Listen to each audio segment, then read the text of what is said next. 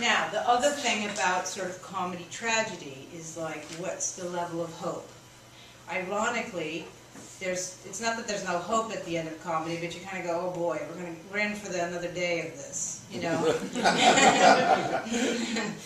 Okay, we're back to 12, no problem.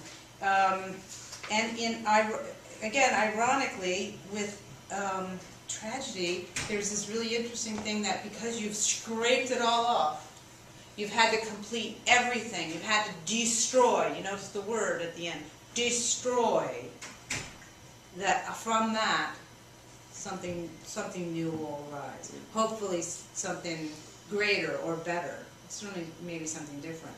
And maybe, if you know your Roman history, the irony here is, do you think it's better going from a republic to an empire? It'll be different, but you think it's better, you know? So there's always this ambiguity to a certain degree with Shakespeare. It's never that clear, and it's never that obvious, and he's never going to be that direct about a point of view.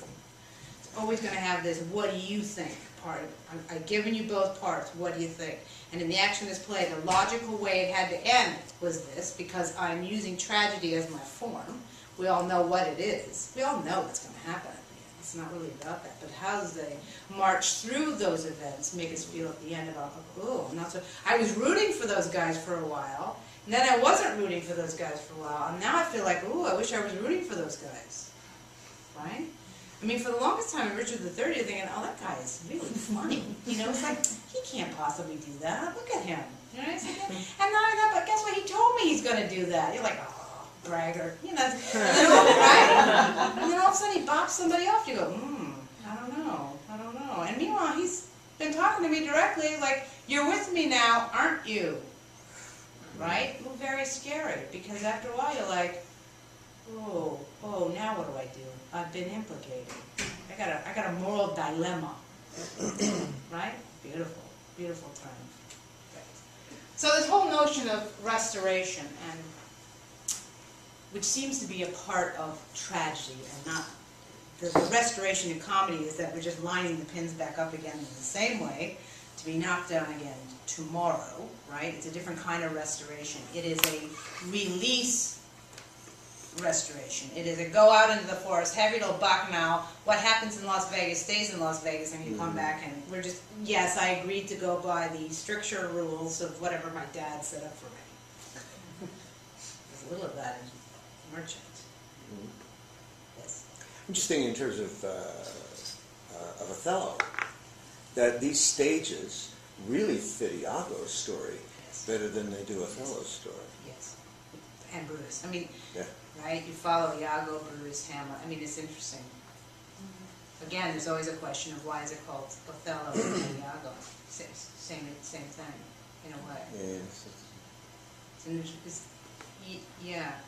I don't know whether it has to do with marketing, that everybody would have known Julius Caesar, the name Julius Caesar. I mean, there's something to be said for that, right? You got to put a poster up on a tree somewhere.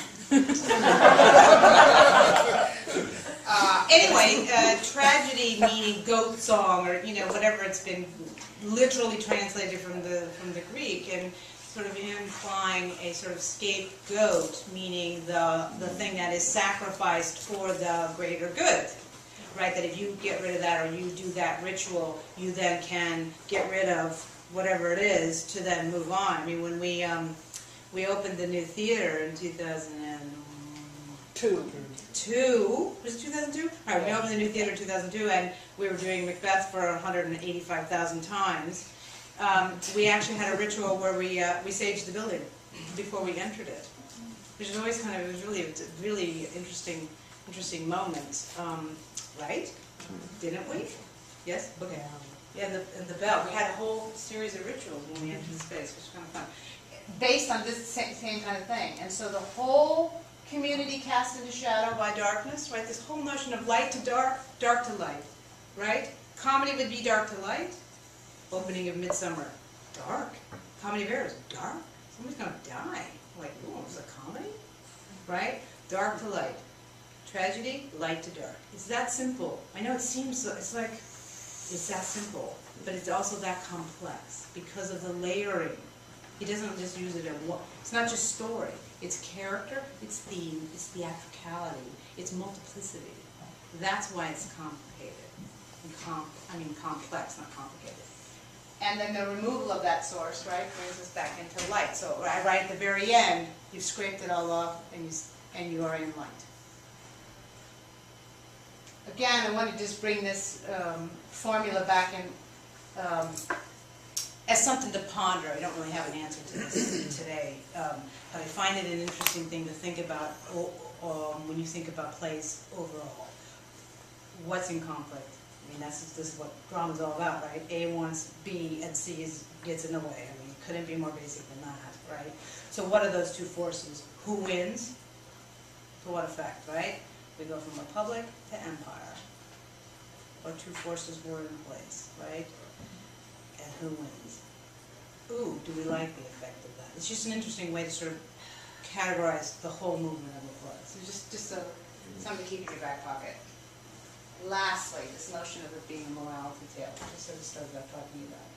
You know, this enormous upheaval that could happen if there was a violent overthrow. Right? This is what they don't want to have happen in England.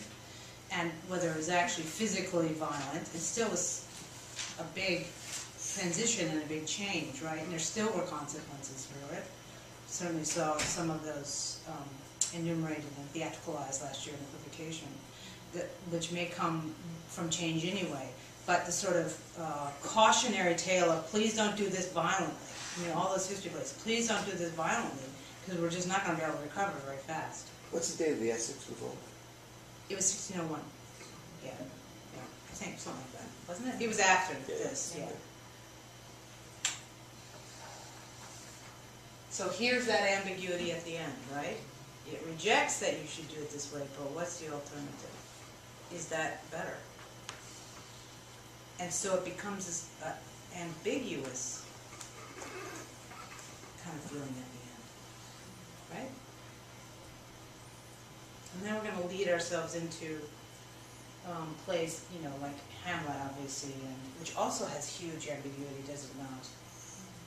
And huge playing around with genre and tone and style. I mean, in some ways, I really believe Harold Bloom about it being still one of the most experimental plays that we know of. Mm-hmm. There's just about everything. You know, when Polonius rips off the list, you're like, yes, all those happen to be in Hamlet. You know what I mean? It's sort of interesting. So that's where we left. That's where we left things with our sort of overall structural thing, and then we'll just chart this sucker next week and see what we come up with. See how it looks in color. Thanks, everybody.